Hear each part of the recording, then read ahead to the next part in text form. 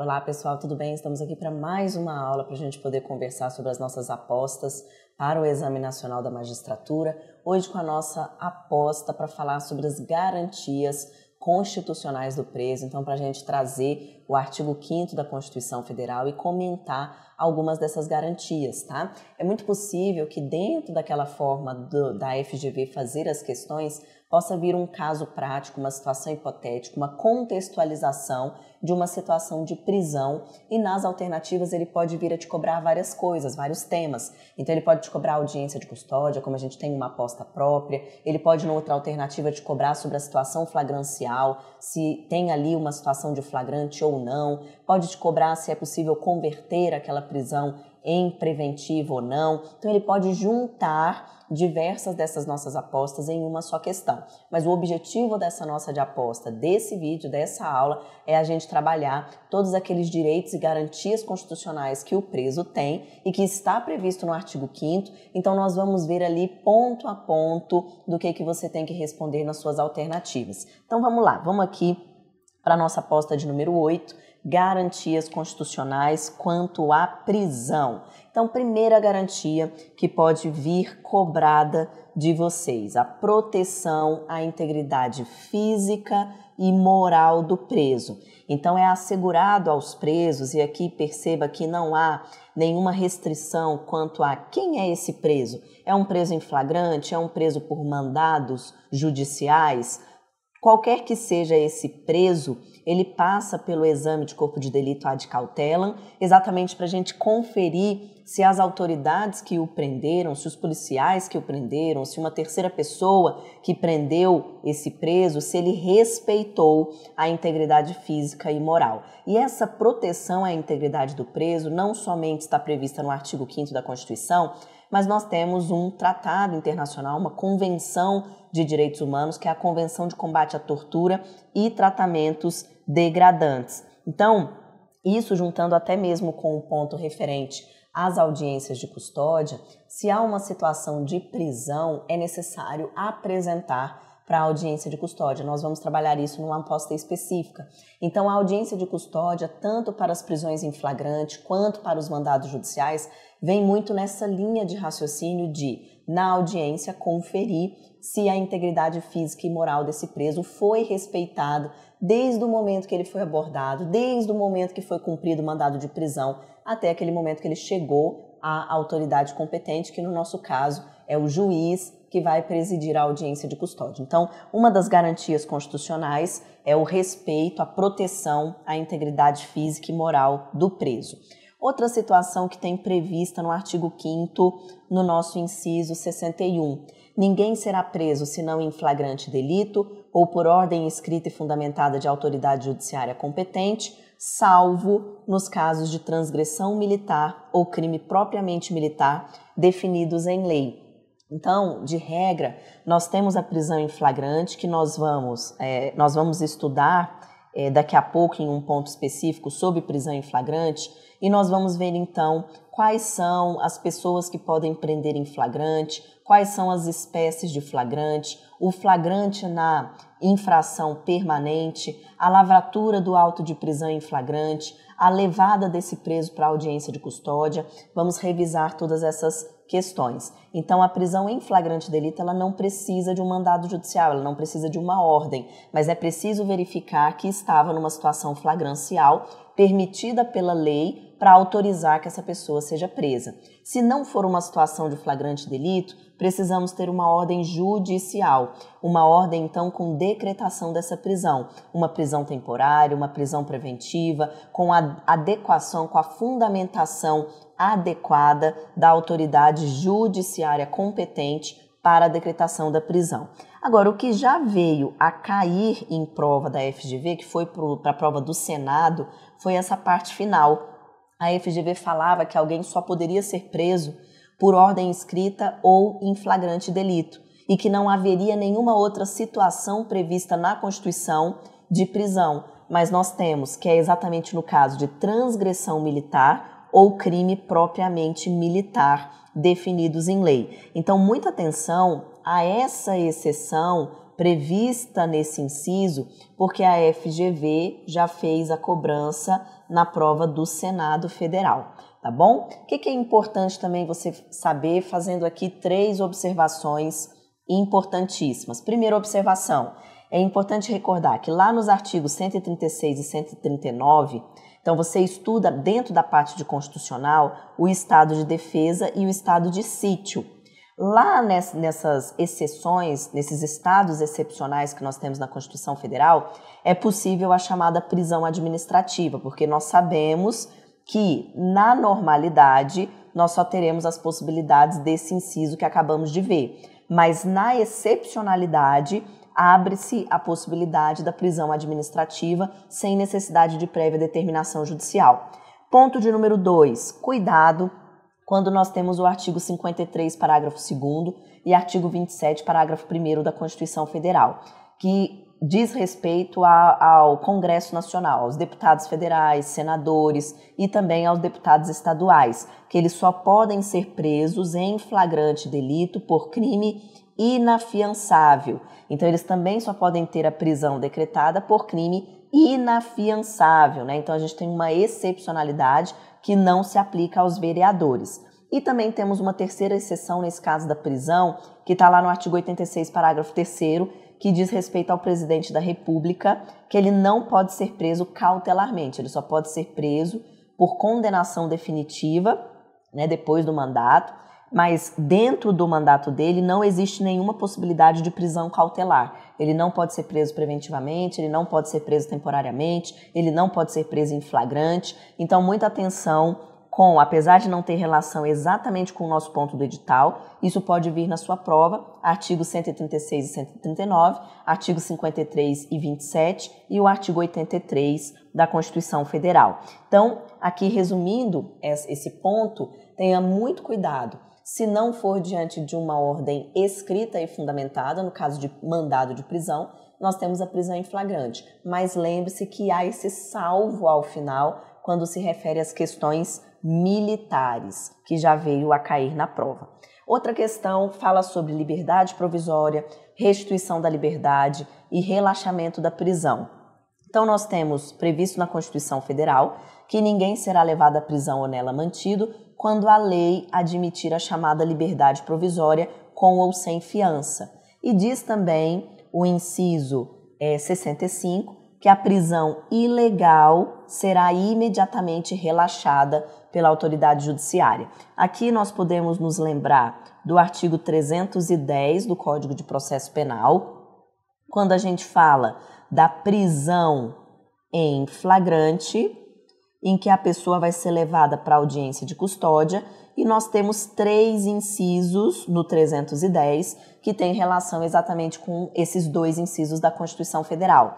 Então, no inciso 1, ele diz que o juiz tem que analisar se a prisão é legal ou se a prisão é ilegal. Se a prisão em flagrante é considerada legal, nós temos uma prisão que deve ser homologada.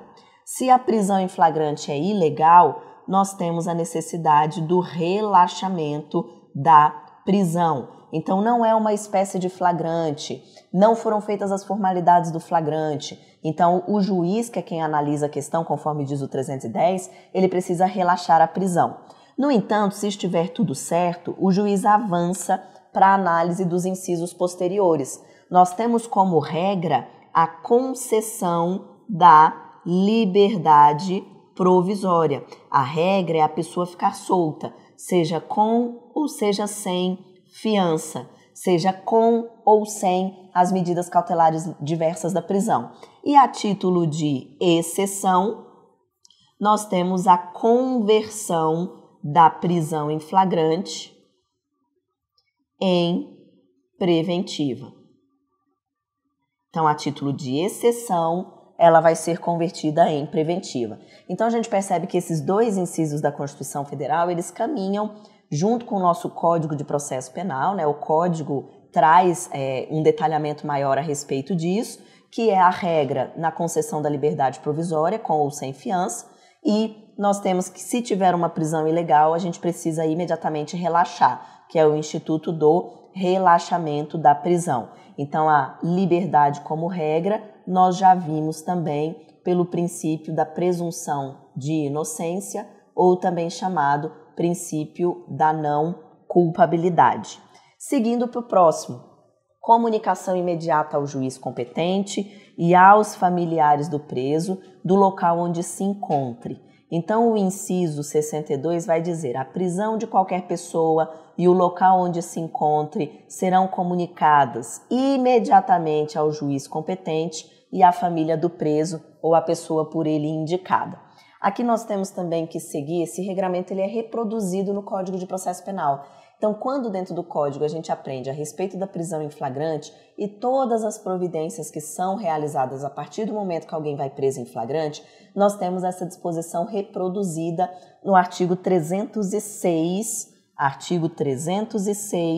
do Código de Processo Penal. Então, no 306, nós também temos essa comunicação imediata. Então, muito cuidado. A comunicação aqui é imediata, não é em 24 horas, não é em 48 horas. A partir do momento que o preso chegou na delegacia, deve-se fazer essa comunicação de que ele está preso e qual a delegacia, qual o local que ele está preso, imediatamente ao juiz competente e a quem ele indicar. Ele quer indicar alguém da família dele, a esposa, a mãe, a filha, ou ele quer indicar uma outra pessoa, o advogado, o vizinho, então faz essa comunicação imediata. Isso está lá no caput do artigo 306. No parágrafo 1º e no parágrafo 2º, nós temos o prazo de até 24 horas após a realização da prisão, que aí o delegado vai enviar o auto de prisão em flagrante para o juiz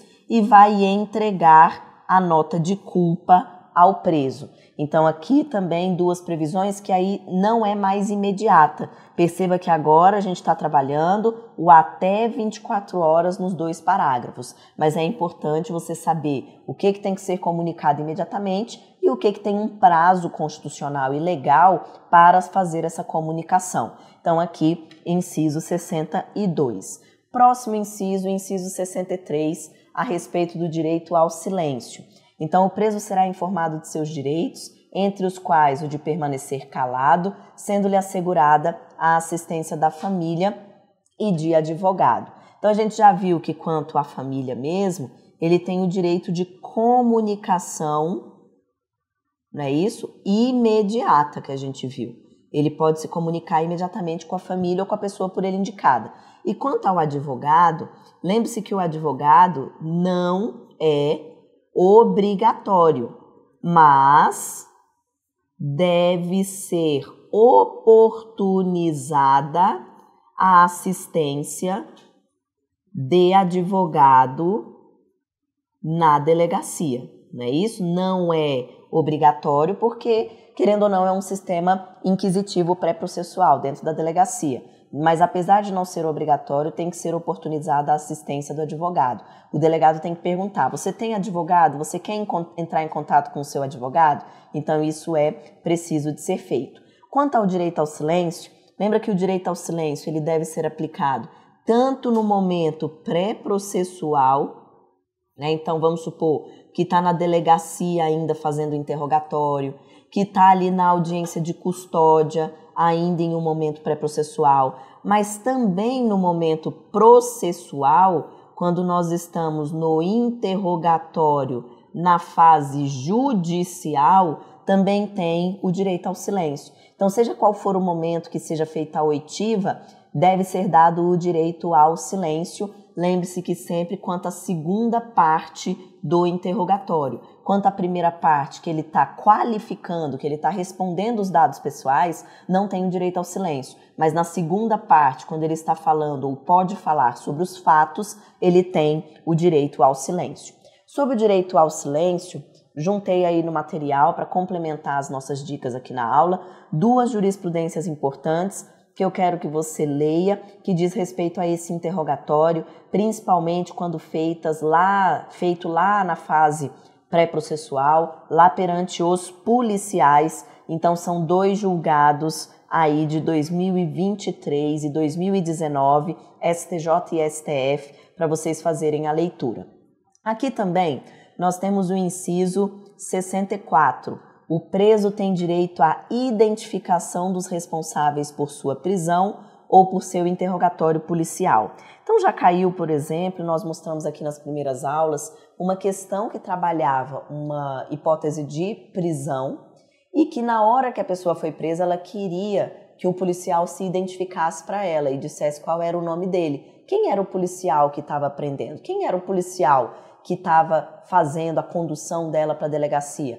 A pessoa tem o direito de saber quem é esse que o prendeu? Sim, seja qualquer pessoa do povo, porque tem um flagrante facultativo, seja a autoridade policial e os agentes na questão do flagrante compulsório, obrigatório, mas a pessoa que está sendo presa, ela tem o direito de saber quem que realizou essa prisão. Então, o direito de identificar os responsáveis pela sua prisão. O preso tem esse direito. Aqui caminha, mais uma vez, junto, o artigo 306, parágrafo 2º, quando a gente fala também da nota de culpa.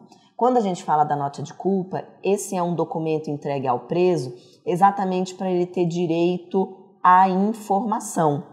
Então, ele vai receber informações importantes a respeito da prisão dele. Então, você vai ver que na nota de culpa tem ali o motivo pelo qual ele foi preso, tem quem são os condutores do flagrante dele, tem quem são as testemunhas do flagrante dele. Então, ele recebe um documento que vai constar essas informações importantes. Então, ele tem o direito de identificar os responsáveis pela prisão, ele tem o direito de receber essas informações importantes quando ele vai preso. Seguinte, além disso, no artigo 5º, relacionado à prisão, nós temos a figura do habeas corpus. Então, lá no inciso 68, tem que conceder-se-á habeas corpus sempre que alguém sofrer ou se achar ameaçado de sofrer violência ou coação em sua liberdade de locomoção por ilegalidade ou abuso de poder. Então, lembrando que o HC não é um recurso, ele tem natureza jurídica de uma ação autônoma de impugnação com requisitos próprios. O Código de Processo Penal ele prevê várias questões relacionadas ao HC, quanto a requisitos da petição, quanto a espécies de HC, mas isso não está propriamente no nosso edital. Mas é importante você saber que existe a possibilidade do HC contra uma prisão ou contra alguém que pode ser preso, porque lembra que tem o HC repressivo, tem o HC preventivo, tem o HC profilático, aquele HC que pode servir também de uma forma de trancamento de investigações, o encerramento anômalo de investigações via habeas corpus. Então aqui, apenas para você saber pelo menos o conceito e as espécies de habeas corpus. E por fim, eu trago uma observação quanto ao inciso 67, ele não diz respeito propriamente ao tema de prisão criminal, vem a falar sobre prisão civil, mas como está dentro do tema de prisão e como o nosso processo penal está dentro do tema de direito constitucional, seria possível o Exame Nacional da Magistratura misturar, por exemplo, uma questão trabalhando essas diversas disposições. Então, a nossa Constituição Federal diz que não haverá prisão civil por dívida, salva do responsável pelo inadimplemento voluntário e inexcusável de obrigação alimentícia e do depositário infiel. Eu quero que você tenha atenção com essa segunda parte. A primeira, o mandado para prisão alimentícia, a prisão por dívida de pensão alimentícia, isso existe. A gente continua tendo essas prisões. Mas a prisão do depositário infiel, apesar da literalidade do texto constitucional, o entendimento do STF é diverso. Então, lembre-se que nós temos a súmula vinculante 25, que diz que é ilícita a prisão civil do depositário infiel, qualquer que seja a modalidade de depósito. Uma súmula um pouco mais antiga, esse entendimento foi fixado já há alguns anos, mas só para te relembrar que dentro das prisões civis, a do depositário infiel não é possível. A da pensão alimentícia ainda é possível. Tá bom, pessoal? Ok? Então, vendo aí algumas observações, algumas dicas a respeito dessa aposta referente à garantia constitucional do preso. Esses incisos são importantes porque eles podem, diante da contextualização a ser feita pela FGV, vir a ser cobrados esses direitos, essas garantias nas alternativas quando ele trouxer uma situação hipotética sobre prisão. Vamos finalizar então mais uma aula. Bons estudos para todo mundo e até a próxima aposta. Tchau, tchau!